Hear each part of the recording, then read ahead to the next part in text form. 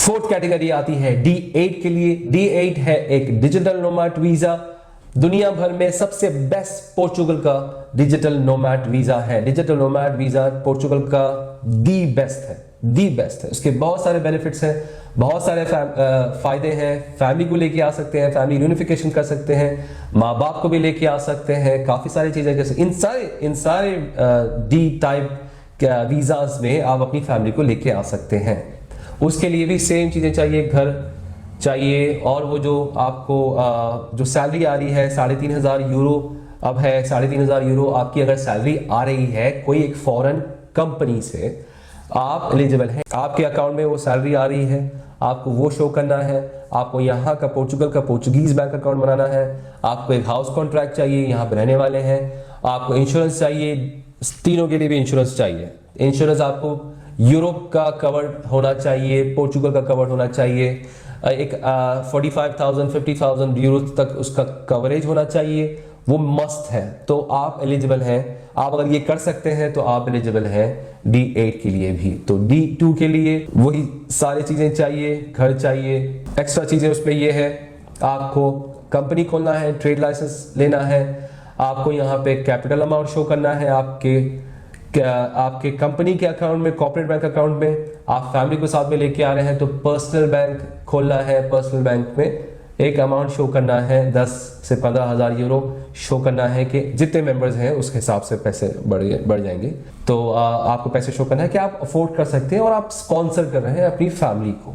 यही same D7 D8 में भी आप पर्सनल बैंक अकाउंट खोल के फैमिली को अगर लेके आ रहे हैं तो आपको पैसे शो करना है कि आप अपनी फैमिली को लेके आ सकते हैं और अफोर्ड कर सकते हैं, रेंट वगैरह टाइम पे कर सकते हैं, ये सारी चीजें कर सकते हैं। और अगर आपको इन सब कैटेगरीज के बारे में डिटेल वीडियोस चाहिए तो वो भी हमारे चैनल पे आप जाके एक एक वीडियो अलग से, जो भी कैटेगरी में आप आना चाह रहे हैं, D2 या D7 D8, तो वो वीडियोस आप जाके डिटेल, वो डॉक्यूमेंट्स क्या क्या आपको चाहिए वो जाके वीडियोस आप देख सकते हैं। जी बिल्कुल, बस बनाने का मकसद ये था कि पोर्चुगल आने के लिए लीगल तरीका अपनाइए। डायरेक्ट वीजाज हैं पोर्चुगल के, डायरेक्ट वीजाज हैं। आपको यहाँ पे आके टाइम वेस्ट नहीं करना पड़ेगा। ये अगर डायरेक्ट वीजे पे अगर आप आएंगे तो उसका फायदा ये है कि आपको आते ही पोर्चुगल का रेसिडेंस कार्ड मिल जाएगा। रेसिडेंस कार्ड यहाँ का मिलना मतलब बहुत बड़ी बात है। पोर्चुगल एक सेफ कंट्री है, पोर्चुगल का पासपोर्ट बहुत ज्यादा स्ट्रांग है। सारी दुनिया से लोग अभी पोर्चुगल की तरफ आ रहे हैं। कनाडा से हमारे पास कस्टमर्स आते हैं, यूएस से हमारे पास कस्टमर्स आते हैं, सारे यूरोपियन कंट्रीज से कस्टमर्स हमारे पास आते हैं। वहाँ पे कई सारे साल बिता के, वहाँ पे कई सारा वक्त बिता के काम वगैरह वहाँ पे कर रहे हैं, लेकिन उनको वहाँ पे कोई रेसिडेंसी और कोई लीगल स्टेटस नहीं है, क्योंकि वो इतना डिफिकल्ट प्रोसेस है वहाँ का। उसके कंपेयर में पोर्चुगल का प्रोसेस बहुत ज़्यादा सिंपल है।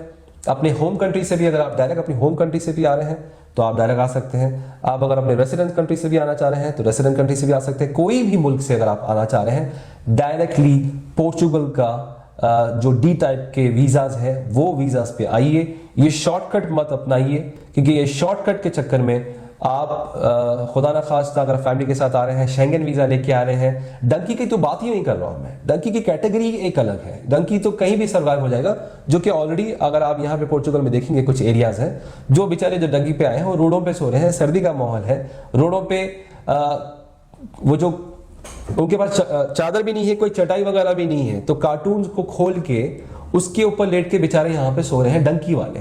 दुनिया भर से वैसे भी इलीगल इमिग्रेंट्स का अभी जो है डिपोर्टेशन ऑलरेडी शुरू हो गई है, अनकरीब पोर्चुगल में भी शुरू हो जाएगी। तो ये डंकी के रास्ते मैं किसी को एडवाइस नहीं करता। बहुत आसान रास्ता था, पहले शेंगन पे आके आर्टिकल 88 और 89 एक था जो कि बहुत अच्छा था लोगों के लिए, लेकिन वो लोगों की तरफ से भी ये फाइल जो है कंपाइल होते होते 4-5 लाख तक होने लगी, और वो जो 6 महीने में कार्ड मिलता था वो 1 साल हुआ, 1 साल से फिर 1.5 साल हुआ, फिर 2 साल हुआ, 2.5 साल हुआ, 3 साल भी हो गया, 3 साल भी हो गया कई सारे लोगों का जो शेंगन वीजे पे आए थे और उनका आज तक भी कार्ड नहीं मिला।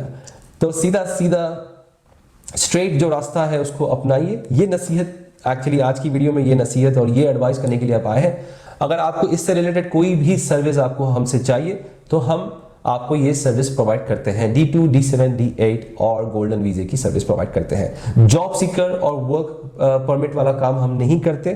तो अगर आपको इनसे हटके आपको कोई अगर चाहिए, जॉब सीकर से हटके और वर्क परमिट से अगर आपको हटके सर्विस चाहिए डी टाइप कैटेगरी में, आप हमें कांटेक्ट कर सकते हैं। उम्मीद करता हूं कि आपको वीडियो पसंद आई है और आप मेरी बात समझ रहे हैं कि मैं क्या कहना चाह रहा हूं।